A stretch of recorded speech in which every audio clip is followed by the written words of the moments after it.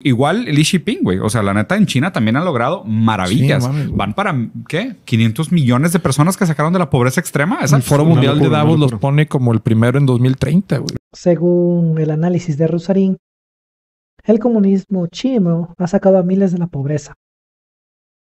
Pero, si vemos bien los datos, a partir de 1978, China decide abrirse al mercado, China decide tener propiedad privada, China decide eliminar los controles de precios, China decide obtener empresas de otros países que inviertan en su país, y básicamente cuando abren el mercado y terminan con el comunismo, con la planificación 100% centralizada por parte del gobierno, China comienza a reducir sus niveles de pobreza.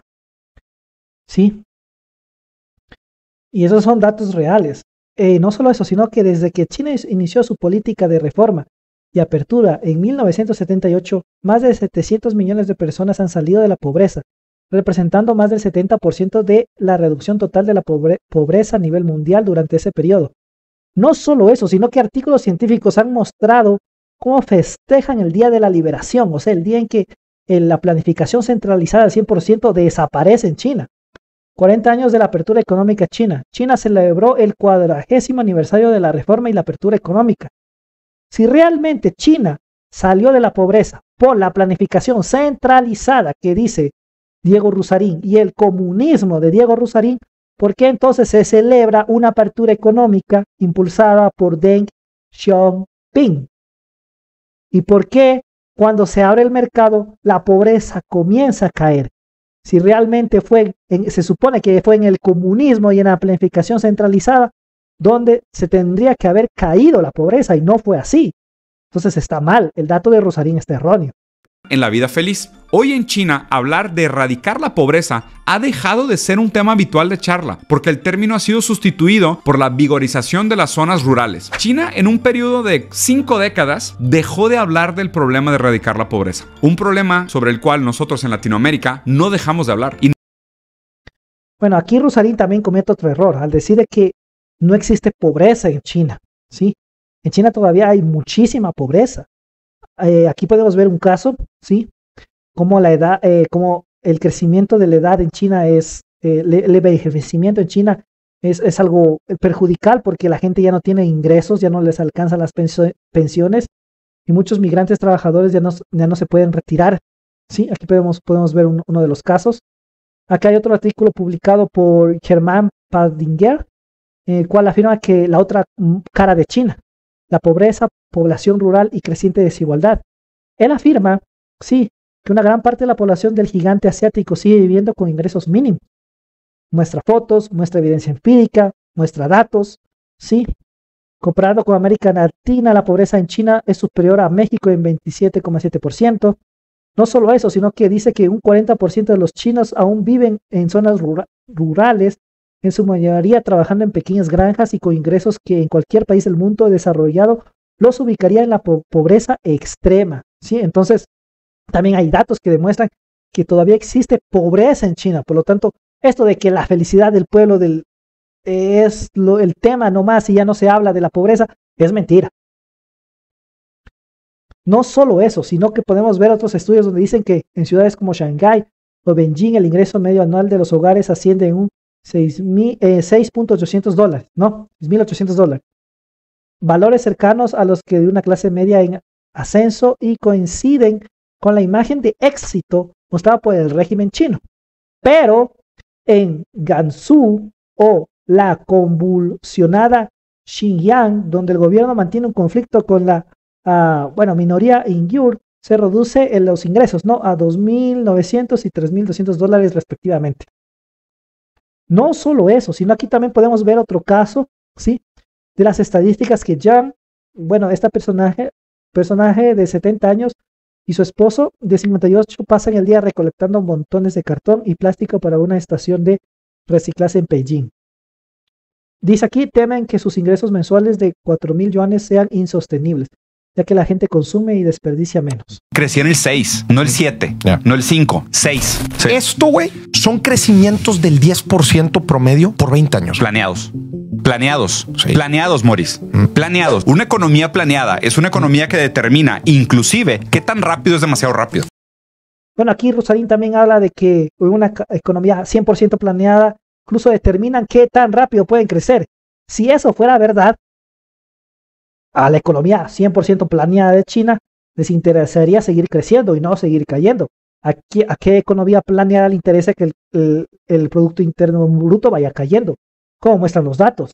De 2016 al 2020 ha caído el gasto público, el Producto Interno Bruto y no ha crecido.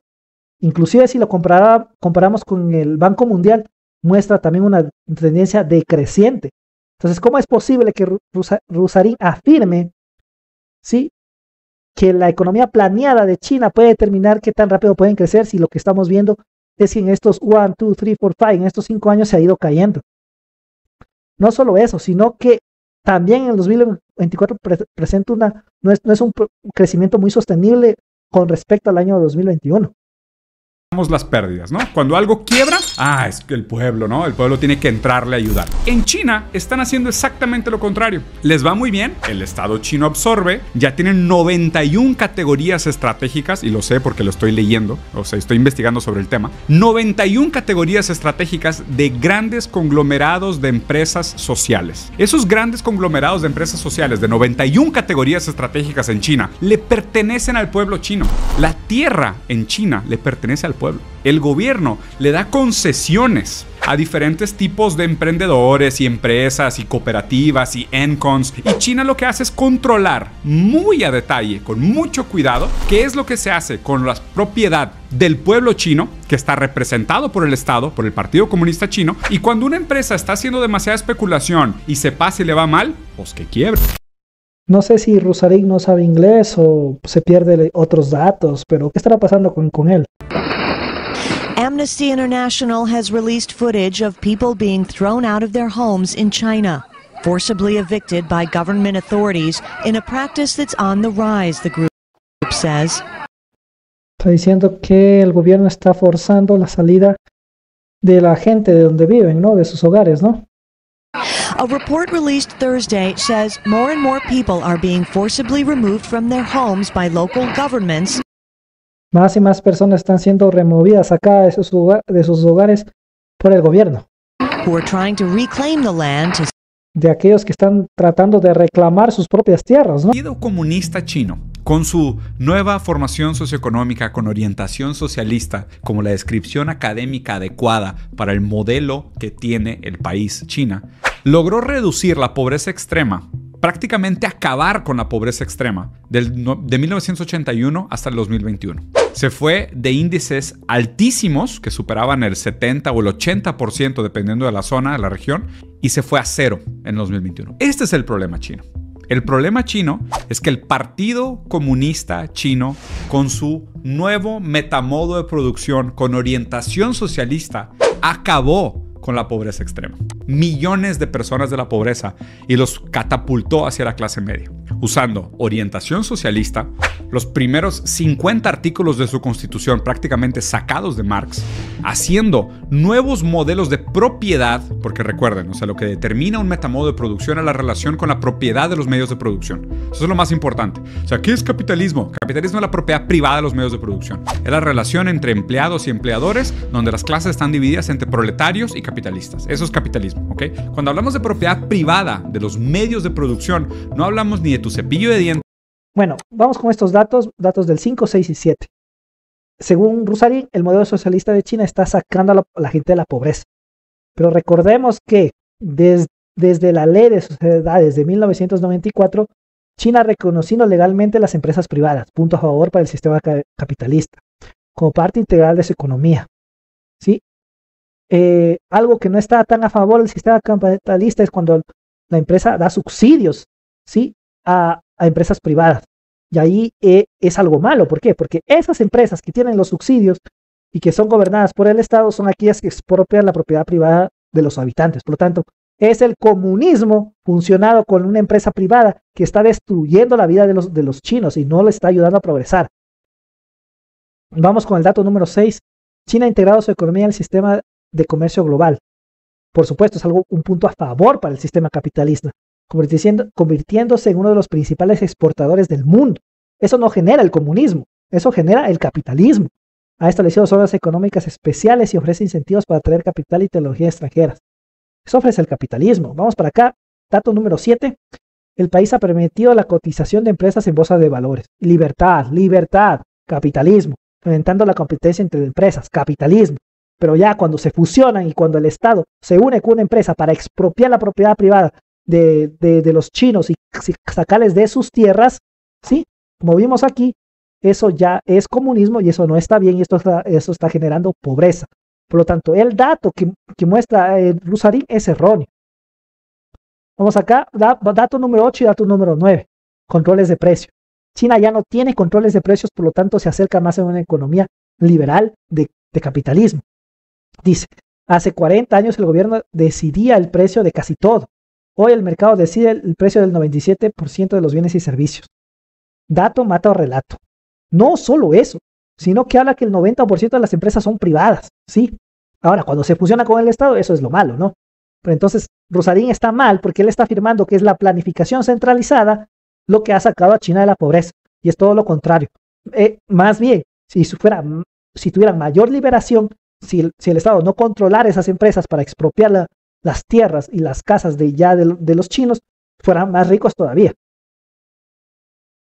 Y no solo eso, sino si analizamos el índice de libertad económica, China ha tenido un incremento en el índice de libertad económica y casi ha llegado a los 60 puntos.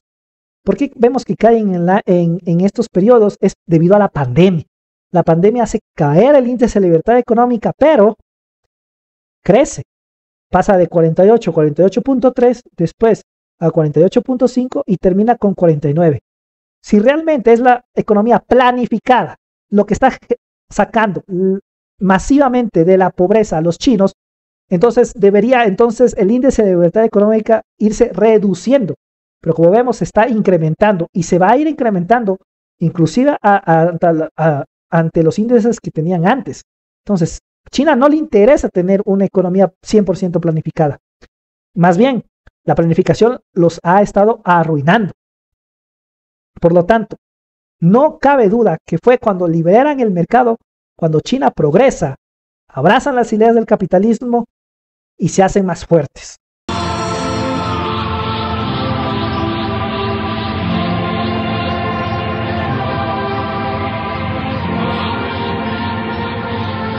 Adiós, Majin Buu.